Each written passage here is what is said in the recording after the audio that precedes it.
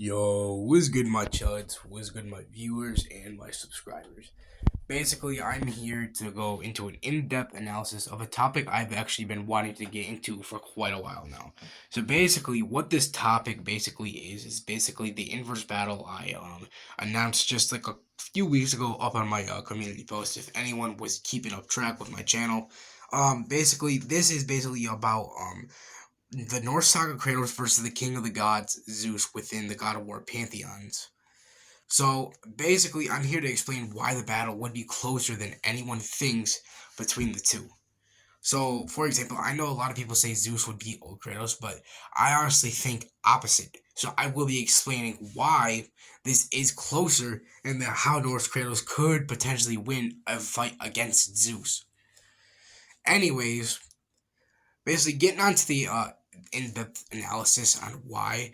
Basically, I'm going to be explaining these feats of the gods, or rather statements that could be potentially used within the cross-verse set debate between these two titans and icons of the God of War series.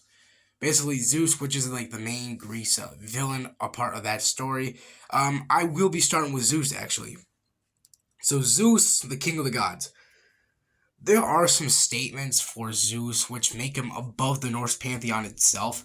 For example, within the Temple of Helios online game, which is like potentially canon to the story with several statements, it gives us tales of certain characters. So within the tale of Atlas itself, it states that well, like aside from the Atlas thing, basically what it also entails is that the Blade of Olympus was a creation of Zeus via his power.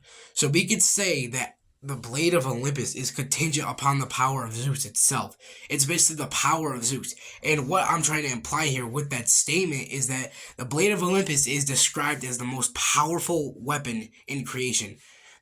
This would also make up the entailment that it's stronger than most of the weapons within the God of War series and creation itself. This means it would scale above Mjolnir, which was able to collide with the World Serpent and splinter the Tree of Life, or Yggdrasil, as they call it within the Norse pantheon. Yggdrasil itself supports the creation or the Norse pantheon sorry, I messed up there. Anyways, it supports the creation of the Norse pantheon, time and space within that said existence of the gods. So basically, if the Blade of Olympus is above Mjolnir, it would basically be above all of creation within the Norse pantheon and the weapon that was able to do this. So basically, it'd be scaling above that feat of Thor itself that is able to splinter the said creation of the realms, this and that. So just by this statement, we can conclude that Zeus is able to scale above said Norse gods. It's also implied that he's directly that Poseidon's only second to Zeus, and we know that Poseidon has some feats that allows him to say that he can destroy anything he wants. This would apply to anything within the God of War universe as well.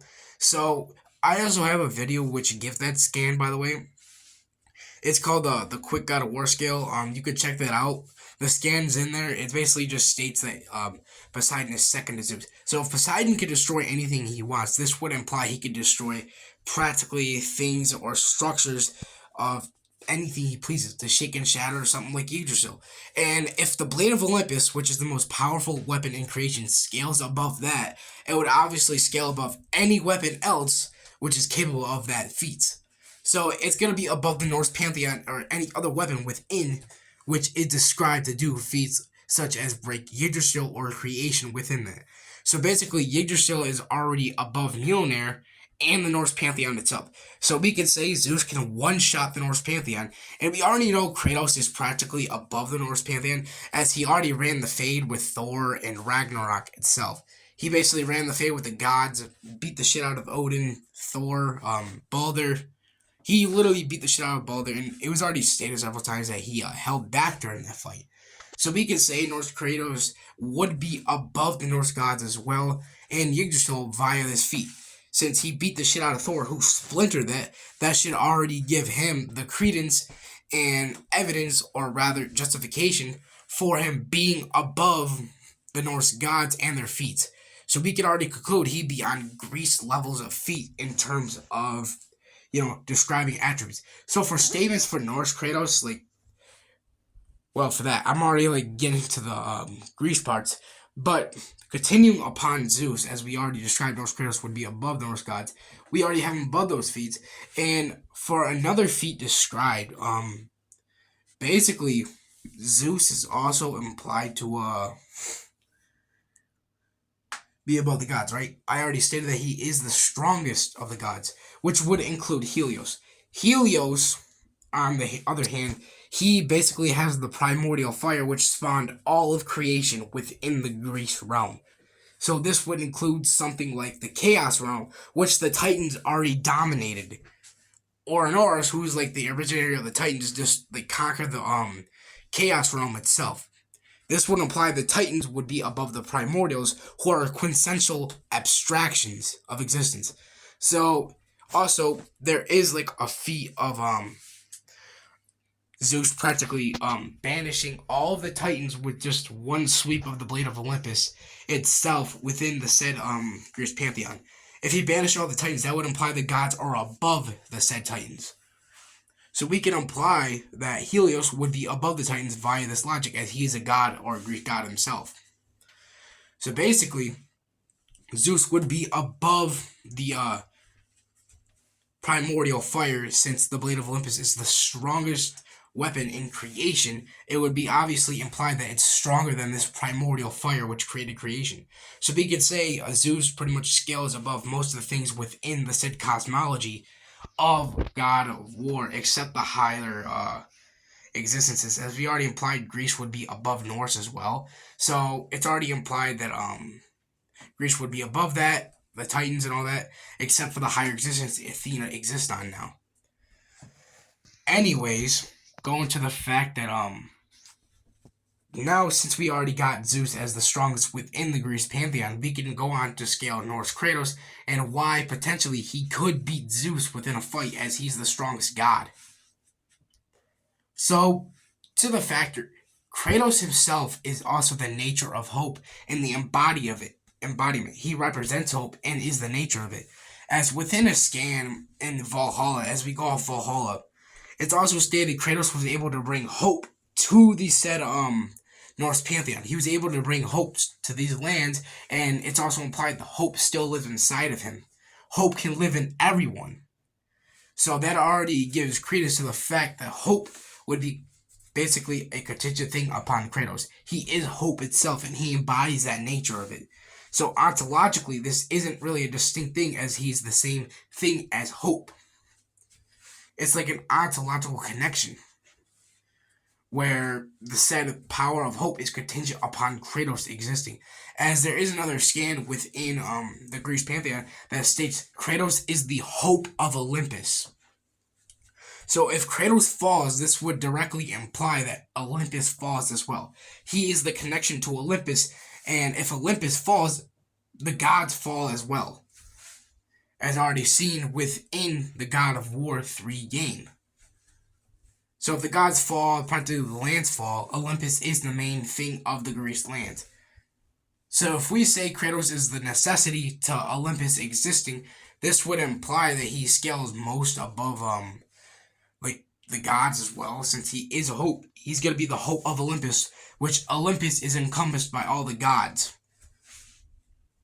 So since these gods also encompass Olympus and is the necessary existence to it, we could say Kratos is the necessity to their existence as well. Because within God of War 2, the ending, Athena states that Zeus's existence is necessary for Olympus to prevail. So if both of them are necessary for existence for Olympus, we could just say there is a logical disparity between the two existences. One states if one falls, the entire Olympus falls, but the other states that the other is needed to prevail. So it's identical, but it's not going to be the same conclusion within rational reasoning or a conclusion for justification. Basically, what this is entailing is that Kratos is still going to live even if Zeus dies, while Zeus's existence is necessary for it to prevail. So Kratos still lives even after it falls. So therefore, we could just say that since via this, his necessary existence is more greater and will be more likely to be the case in this future tense to be more probable than Zeus's existence, because it's the only rational conclusion we can give justification in substance for. So it's going to be more greater than what Zeus has. So, because Kratos is basically like the nature of hope, basically stated to bring hope to other lands via the tier, we can include the fact that Kratos is going to have hope as an ontological property of his existence, or that hope is necessary for him to exist. So he's basically going to be hope. He's going to be that form of hope, but Kratos, as like an example, his nature and etc. is going to be like a representation, but still he will be hope in that regard. So he's going to be necessary for all of Olympus to exist. That means that the power of Zeus itself, or the Blade of Olympus, is going to be under Kratos. So this would also go for Norse Kratos, as he still exists as hope. This would mean that Kratos as hope would scale above things within Greece, such as Pandora's box, which is like fear. And we already know from the God of War 3 ending that Kratos, with the power of hope, was practically able to beat the crap out of Fear Zeus. Because stated by Pandora, when everything else is lost, say when Olympus was falling, via Kratos practically like beating the hell out of the gods, there was nothing else for there to be fought for, there was just hope. So therefore, via hope, Kratos still lived, while since Olympus didn't prevail, it didn't necessarily fall, because Kratos still existed. So we could say that that's another logical disparity, and we could just say that via this, it's going to be paraconsistent logic. So we could draw a conclusion that Kratos will be above Zeus in that sense. So basically, since Kratos also has hope within the Norse saga, he still has hope inside of him and brings hope to other lands. He necessarily will be hope in a form. So because it's his nature to be hope, we could say that hope for every other land or existence within the God of War universe is going to be the strongest necessity for it to exist. Practically victory every time, because it's a necessity for the existence of things. So without further ado, we can just conclude that Norse Kratos is going to be above such things as the most powerful weapon in creation, which is the Blade of Olympus, which is Zeus's power. So we can say he's going to be above the Greek gods as well. So Norse Kratos practically wins via the power of hope still existing within him, and since Olympus is necessary upon his existence, as he is hope and represents their hope as well. So he's going to be necessary for Zeus to exist as well. Olympus will fall if Kratos doesn't exist. So if Zeus was to say kill like Kratos, then Olympus will fall. That includes him, since Olympus, as the Sky King, is gonna be like his domain in nature as such. So he's gonna be encompassed within the totality of Olympus. Kratos is the necessity for Olympus to exist. So Zeus is a part of the totality of Olympus to exist. Not necessarily like existing, but he's going to be encompassed within Olympus to give a totality for Kratos. So Kratos is basically external to the fact of Zeus's domain, as it's included in Olympus, but Kratos is different from Olympus, therefore they wouldn't have a totality, and Olympus would be like contingent upon Kratos. Therefore, they would be ontologically distinct. But either way, Kratos still wins via this. There are other hacks I could give Norse Kratos, but to make it simpler, the power of hope practically just makes him win this. So, appreciate for everyone watching, and this was a fun cover topic to cover. But if I really wanted to give like a high rated, since I simplified it, I could have went into other details, but since Zeus practically is like above most of the things within his cosmology, and Kratos had a hard time even within when like his God of War 3 state, as it was his prime. We can just conclude that it's going to be a higher difficulty than what God of War 3 is. So I will give it like high difficulty for Norse Kratos to win. But via the power of hope, he would win. That's just simplified. That's practically all I wanted to cover. And via this pair consistent logic, we could just conclude that Kratos is gonna be like the nature of hope, and therefore Olympus and Zeus's domain is gonna be contingent upon Kratos itself. So Zeus himself is encompassed by Kratos' existence. So he's gonna be within that set of like the totality for like, well, that. So Kratos is basically just gonna like win every time because Zeus ain't surpassing them. They're ontologically distinct. They don't make a totality up together, but it's basically Zeus's domain and Zeus himself is like a totality for Olympus, while Olympus itself is contingent upon Kratos. So therefore, the domain of Zeus and Zeus himself is going to be contingent upon Kratos. Therefore, he can't really beat Kratos in that sense, as it basically just kill him too. It's basically his entity within nature and etc. is going to be like via Kratos. So Kratos is practically gonna win no matter what. Because if Zeus manages, like, he won't win anyways, just the power of hope negates. So, yeah. So, basically, in summary, Zeus is above the Norse pantheon. Kratos is going to be above Olympus itself, which includes Zeus and the Blade of Olympus. He's going to be stronger than all of that, and he's going to be the necessity to the existence of the Greek pantheon. So, Zeus cannot win by that logic. I have the scans up on screen now, but thank you to everyone who watched, and thank you. Appreciate it. Bye. Wait, I do want to explain something before I do go. Since we're going off the fact that it's like like Kratos is like being exactly like described as to be the hope of things such as Olympus. So since he is the hope of something, that's gonna infer that the nature of hope exists as him. So since he's the hope of things, we can say it's not ontologically distinct, but it's ontologically conclusive with his being. It's gonna be an ontological aspect of him, which is going to add to a totality of the hope of this existence within God of War. So we can say Kratos is the god of hope, or he is hope within this context. So he's the totality of hope that exists. Bye. And now from saying bye to another point I do want to get into about this battle, was the fact that people say the power of fear Zeus could beat Norse Kratos. I already explained why Kratos would practically win. Zeus and like things such as fear is contingent upon him, since he's basically the hope of everything, and Olympus itself. Olympus is practically like the encompassing existence of the Greek lands, as we see in God of War 3.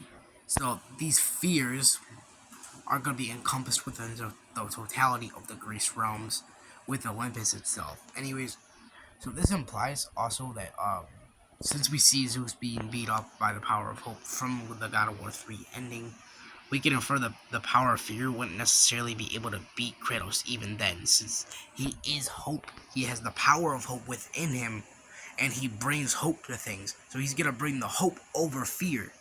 And it's already inferred that hope is stronger than fear via the showing. Going on this point about the power of hope being stronger than the power of fear, I'm already showing gameplay up here of Kratos using the power of fear to beat up, not the power of fear, the power of hope to beat up the power of fear, Zeus. So this is already narratively implied that the power of hope is going to be stronger than the power of fear, which is practically onto Zeus and his form. So we could already narratively imply, since the power of hope is implied and stated to exist within Kratos of the Norse lands, him bringing hope to these lands would already infer that hope is still within Kratos. Kratos still contains this power of hope.